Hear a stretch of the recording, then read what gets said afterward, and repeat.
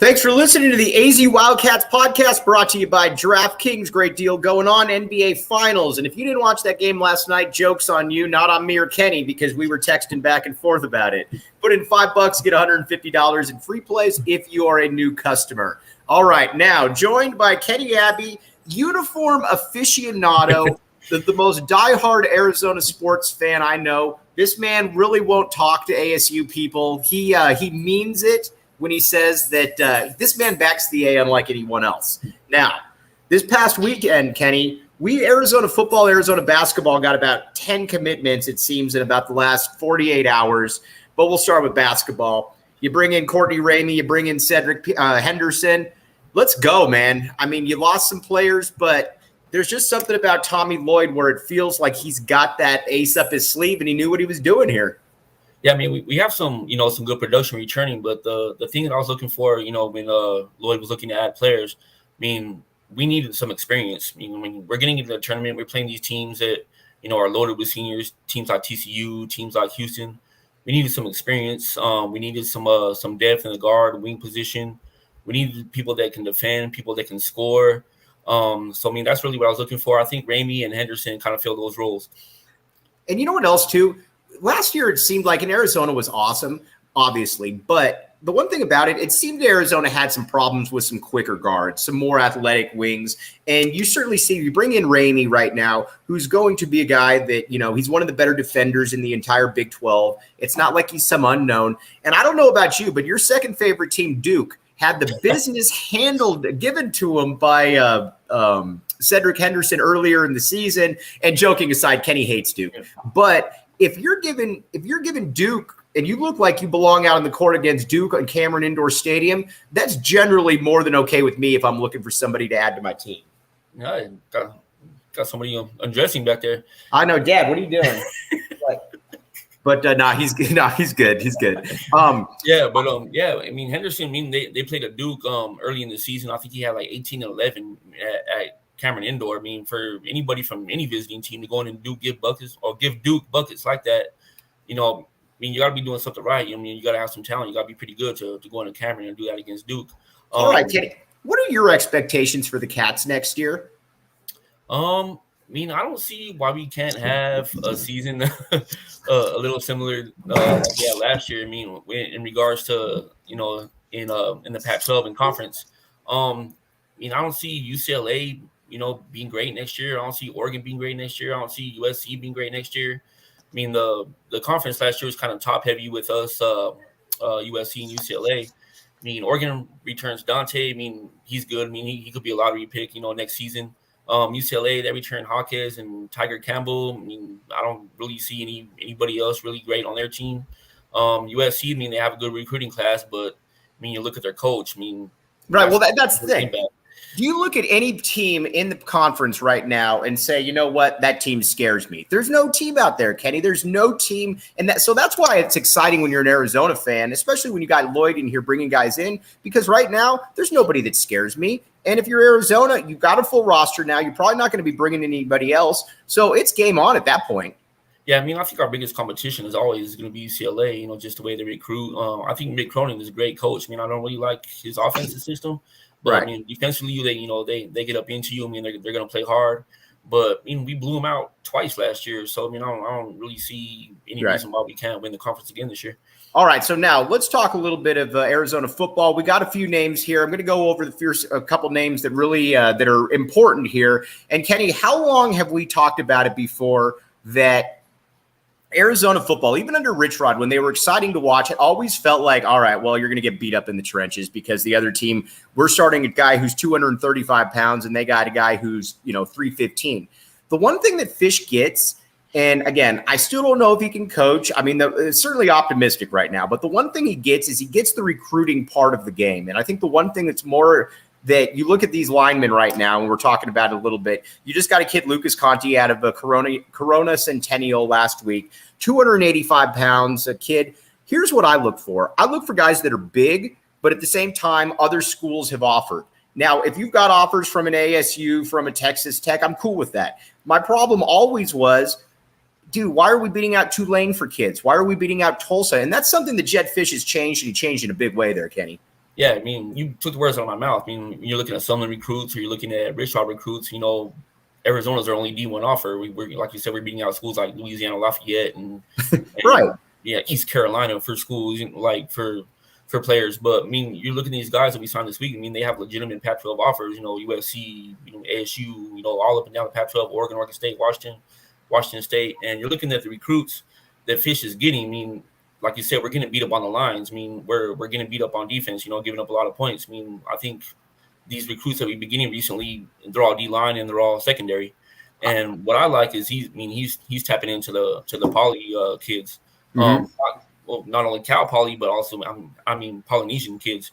You look at the success we had in the 90s. I mean, how Dick Tomey, was beating the poly kids from Hawaii, California, putting them in on the offensive and defensive lines. Games are won in the trenches. So, right. I like what he's doing. So, I think he's definitely got some blueprint. He's on the right track. You know what else I like doing too is that he's got a base going on. He understands what he's doing. He just got 2 kids from Texas. We'll talk about Carter Stoutmeyer. You might remember his pops, Omar Stoutmeyer, played in the NFL for quite a while.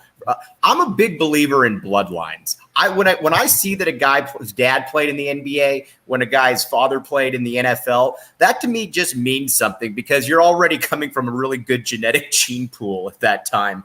And so you're already in on California, you're in on Texas, you try to recruit the state. You can already see kind of what his blueprint is coming around here, though, Kenny.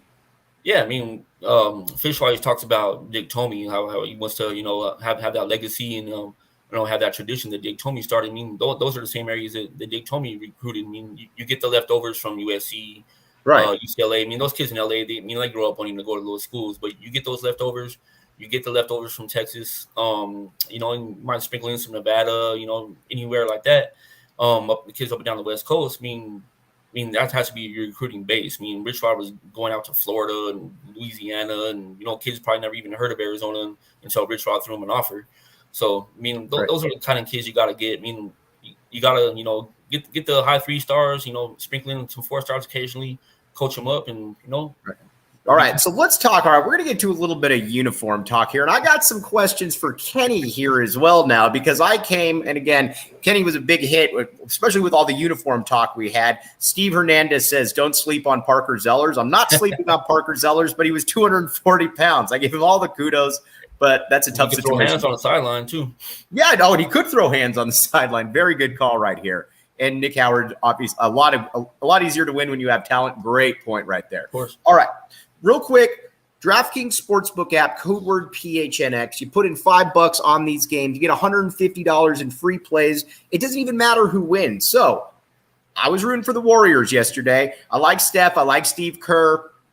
I like the whole U of A influence right there. They're not my team, but, if I got to root for one of these teams. So why not go to the DraftKings Sportsbook app, make it even more interesting. You put in $5, you get $150 in free plays, 21 and up, Arizona only. You got a gambling problem, call 1-800-NEXT-STEP. You can be in on me and Kenny watching what we watched yesterday when Steph Curry was just going crazy. One of the best performances, and you're a big Bulls guy right there. So I'm going to be – and again, I like to troll Kenny, but – there's no qualms here. Mike's the GOAT. No doubt about it. Mike's the GOAT. But that was a Mike-type performance, though, last night. That's the best compliment I can give someone.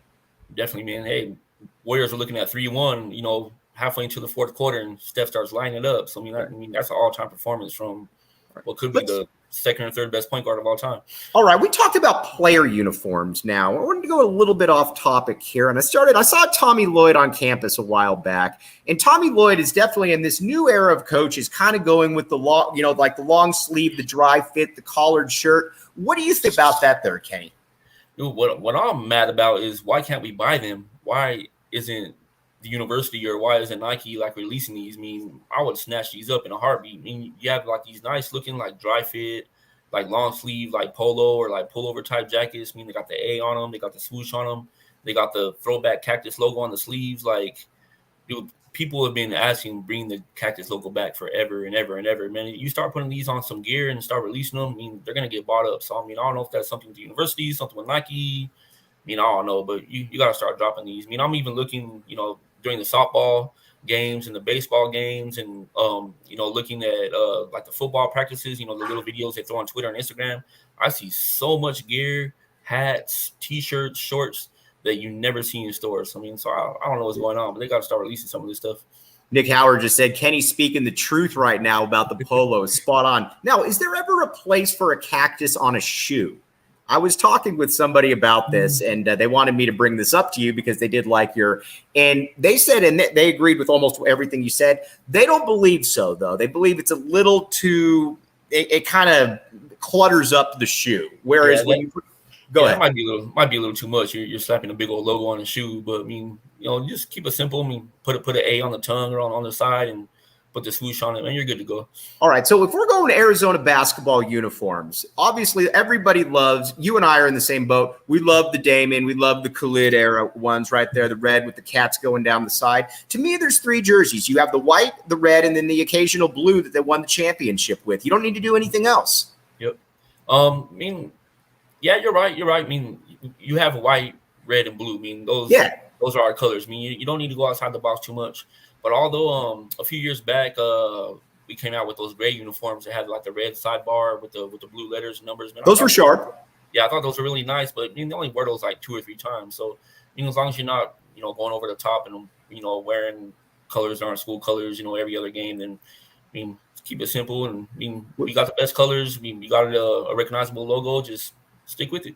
What are now again, a lot of guys wear different shoes. I get that. But what is the ideal shoe then for the Arizona basketball uniform? Is there one that you look at and you just say, you know what, that's where you need to go? I mean, kids aren't really wearing Jordans too much anymore. I mean, they're kind what happened with that, by the way? Sorry to interrupt, but what happened? Why did the Jordans kind of start sneaking out there a little bit?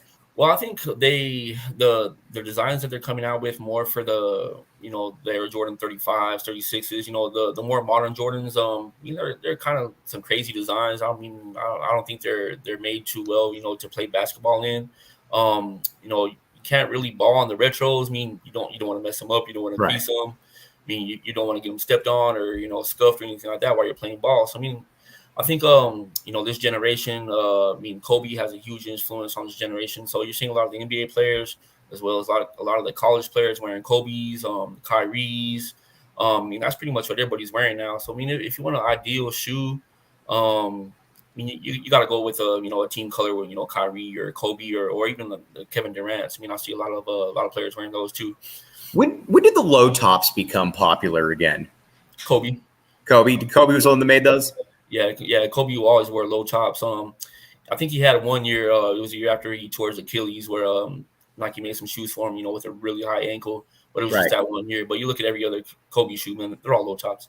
Because the commentators were talking last night too about Steph wearing high tops for about the first time, and they're like, "Man, we haven't seen that in a minute." So I immediately thought, "I'm like, I wonder what Kenny thinks about that." Yeah, those are an older version of his shoes. Those are, I think, were the Steph Curry 4s. Those came out like 4 or 5 years ago, maybe. So I think him rolling his ankle in Game 3, when Al Horford fell on him, that might have something to do with it. Wearing those higher shoes to protect his ankles.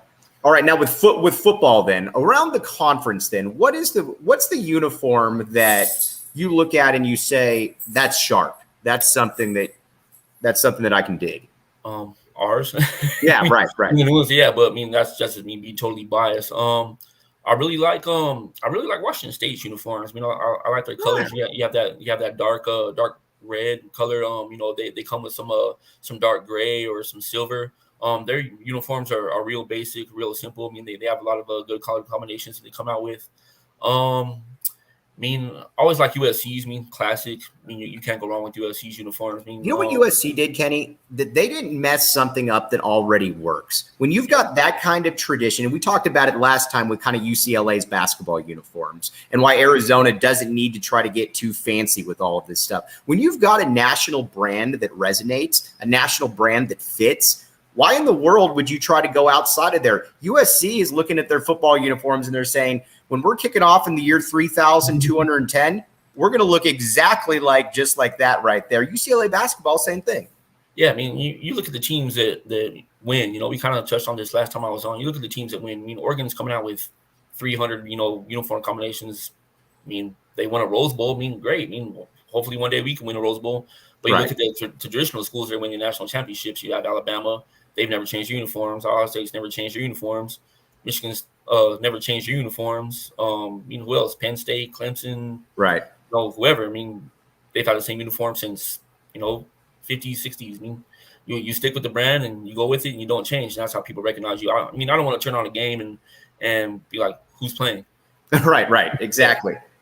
Well, and that's kind of the way it feels like when you watch an ASU game, too. It feels like they're always messing with something where it's black and gray, or it's like black and red, or colors that aren't even the school. Now, when you don't have an actual mantra, when you don't have any tradition like ASU does, maybe that is why you're trying to do something. But you're exactly right. When you hop into something and you don't even know who you're watching, that to me, when I'm watching Penn State football, I know exactly what I'm watching. I'm watching Penn State football right there. Exactly.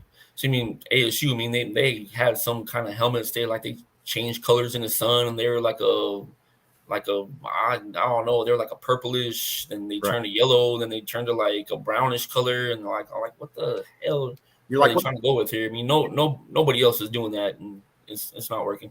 All right, now if you wanted to bet against ASU, you're going to go to the DraftKings Sportsbook app, code word PHNX. You put in $5, you get $150 in free plays. Jan, now listen, you should bet against ASU alums as well. Kenny Abbey has always said, who cares about how good James Harden is? He's never going to win a championship. And you know what? If you want to take that advice, go to the DraftKings Sportsbook app, code word PHNX, put that in. All right, Kenny, before we sign off here, best of three series right now going on between the Warriors and the Celtics. Who you like, how you see this series playing out? Oh, man, I don't know. I think it's going to go 7. It seems like these playoffs of Boston's been playing better on the road. So I think whoever, wins game 5 is going to win the series. So, I was glad, we had a kind of semi-competitive game last time. The whole playoffs has been blowout after blowout after blowout. So, I just want to see some good basketball, but I think Warriors pull out game 5 at home. Boston goes back and wins, and then Warriors come back and win game 7 at home. All right. I agree with Kenny on that. Last night was great basketball. All right, Kenny, we're going to have you on a regular basis. I apologize about my dad coming out here. I warned him that we were going to be doing this, but you know what? It is his house. It's not my house. So, but on a real note, though, Kenny, you're the man, dude. We'll be doing this again in a couple weeks. Appreciate it, man. I just want to give a shout out to my daughter, Ava. I told her I was going to be on. She's like, oh, you have to say my name. So, Ava, hi. I hope you're watching with Nana. I love you guys. You're my girl. You make me proud every single day. You're my angel. You're my heart. Ava, I love you, and I'll see you tonight. All right, man. They don't come much realer than Kenny Abbey right there. Kenny, I'm Mike Luke. You've been listening to the AZ Wildcats podcast.